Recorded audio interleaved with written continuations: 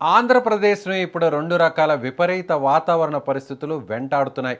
ఒకవైపు సూర్యుడు తన ప్రతాపాన్ని చూపిస్తూ నిప్పులు చెరుగుతుంటే, మరోవైపు కొన్ని జిల్లాల్లో అకస్మాత్తుగా ఉరుములు, మెరుపులతో కూడిన వానలు పడే అవకాశం ఉందని వాతావరణ శాఖ హెచ్చరిస్తోంది.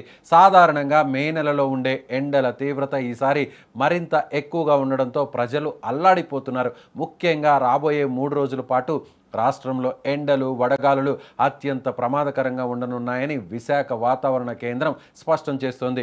రాష్ట్రంలోని ఏలూరు, కృష్ణా, ఎన్టీఆర్, గుంటూరు, బాపట్ల, పల్నాడు, మార్కాపురం జిల్లాలకు వాతావరణ శాఖ ఇప్పటికే రెడ్ అలర్ట్ జారీ చేసింది. ఈ ప్రాంతాల్లో పగటి ఉష్ణోగ్రతలు ఏకంగా 46 నుంచి 48 డిగ్రీల సెల్సియస్ వరకు నమోదయ్యే అవకాశం ఉందని రాష్ట్ర విపత్తుల నిర్వహణ సంస్థ వెల్లడించింది. నిప్పులు చెరుగుతున్న ఎండల మధ్య ప్రజలు అత్యవసరమైతే తప్ప బయటకు రావద్దని అధికారులు పదే పదే సూచిస్తున్నారు.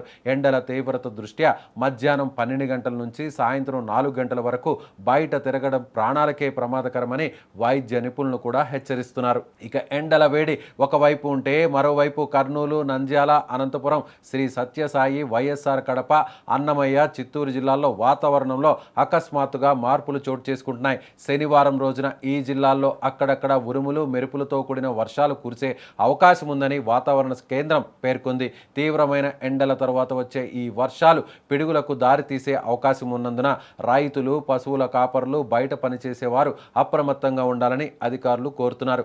వర్షం పడుతున్న సమయంలో చెట్ల కింద నిలబడడం, బహిరంగ ప్రదేశాల్లో ఉండడం వంటివి చేయకూడదని సూచించారు. రాష్ట్ర వ్యాప్తంగా దాదాపు 221 మండలాల్లో వడగాల్పులు వీచే అవకాశం ఉండగా 13 మండలాల్లో అతి తీవ్రమైన వడగాల్పులు నమోదయ్యే సూచనలు ఉన్నాయి. ఈ సమయంలో ప్రజలందరూ తగిన జాగ్రత్తలు తీసుకోవాలని, ముఖ్యంగా వృద్ధులు, గర్భిణీలు, చిన్నపిల్లల విషయంలో ప్రత్యేక శ్రద్ధ వహించాలని అధికారులు సూచిస్తున్నారు.